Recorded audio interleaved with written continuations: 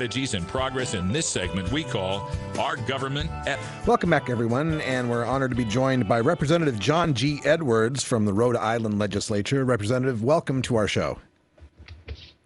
Thank you very much for having me.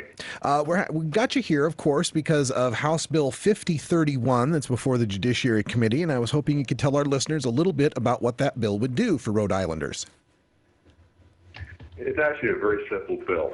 What it will do is it will decriminalize marijuana. It'll take away the criminal stigma for possession of marijuana under 1 ounce and add a civil penalty of $150 per occurrence in place of the criminal penalty.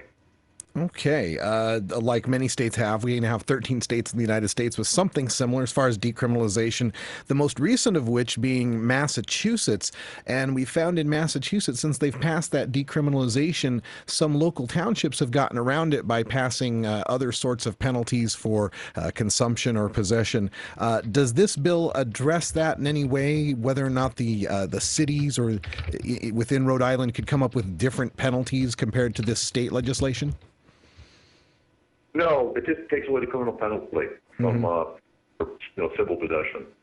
What it does do is it gives the cities or towns that make the arrest, or not the arrest, but make the catch, they actually get to keep the money. Okay. So that would take care of that situation. So, Representative, what led you to want to introduce this bill? What's happening in Rhode Island that made you find the need for decriminalization?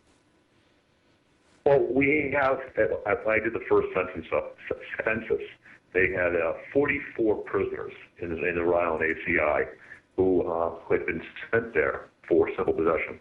Now, granted, most of them had been put there because they had parole violation, but their sentence was for simple possession. That cost the taxpayers in the state of Rhode Island some $44,000 a year per inmate. I thought that was just incredible.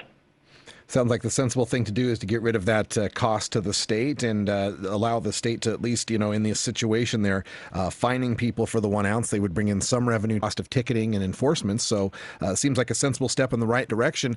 Now, Representative Edwards, as I consulted the federal government statistics, the National Survey on Drug Use and Health, we find that in monthly consumption of cannabis, Rhode Island leads the nation with 10.9% of its citizens consuming cannabis at least once in the prior month. Does that overwhelming support or use amongst the citizens make it easier for you to propose these kinds of bills in the legislature? Well, I haven't had a lot of support, I can tell you. Oh, okay. And very few people have called me to say that they're against it, and I've actually had more people call me to tell me they say that they were actually in favor of this legislation. That's good news. How about within the legislature itself, though? Do you have co-sponsors, people that are willing to put their names in on this bill? Yes, I do. Out of 75 representatives, I have 40 who co-signed the bill. Wow. So I think that's pretty good support. Yeah, that sounds really good. So, of course, in Rhode Island, you've got two bodies to go through. Is there a companion legislation for this been proposed yet in the Senate? Yes, there is. Senator Josh Miller from Warwick has a similar bill. His is a little more wordy. Mine, if you actually take a look at it, is actually one paragraph. It's pretty simple.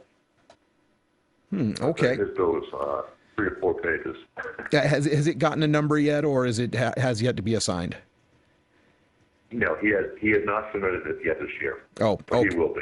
Okay, so it sounds like if you've got 40 co-sponsors out of an assembly of 75, that you've got good chances of getting it through if it comes to a full vote. But right now you're in front of the Judiciary Committee. How do your chances look there? Well, actually, I was smart enough about it. I went out and made sure I had our new chairwoman was a co-sponsor. Plus, the majority of the members are also co-sponsors of the bill. Oh. So I think if we have a pretty decent hearing in front of the judiciary, I think we should be able to get it out of the committee.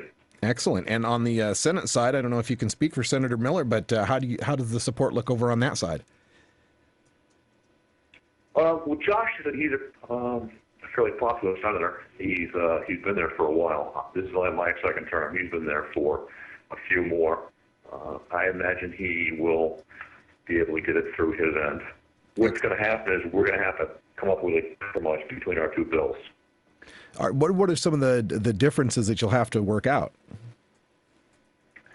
Well, his bill takes the money. Half of it goes to the city or town that catches the person with it. The other half goes to drug treatment, and there's a number of different things.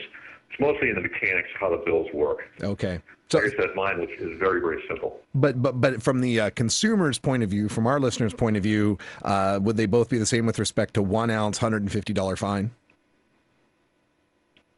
Yes. So really, it's just a matter of you guys working out where that $150 goes. Yes. Okay. Very much. Excellent. So then, with it looks good on both fronts there in the House and the Senate. What about the governor? Is this something the governor would be likely to sign? I have no idea really where the governor is going to be on this particular issue. He asked a lot. He was asked a lot during the campaign, and he said he would have to look at the legislation that came forward to see how he would vote on it. Okay, so it sounds as if we're going to counsel our listeners in Rhode Island to direct their energies, maybe they should be directed toward the governor and showing their support for this legislation. I would say that would be a good move for your listeners. All right, excellent. Well, we're speaking with Representative John G. Edwards from the Rhode Island Assembly and the sponsor of House Bill, one of 40 sponsors for House Bill 5031 before the Judiciary Committee. We're really looking forward to that. Folks, go on to our website at normal.org. You can get involved, go to the Action Alert Center, and send those letters of support to your elected officials. Get involved. We can change the laws. Representative Edwards, thank you so much for joining us here on Normal Show Live. Thank you very much for having me. It's been a lot of fun. Thank you, sir. And coming up next, we've got Danny Danko in our Cultivators Corner and your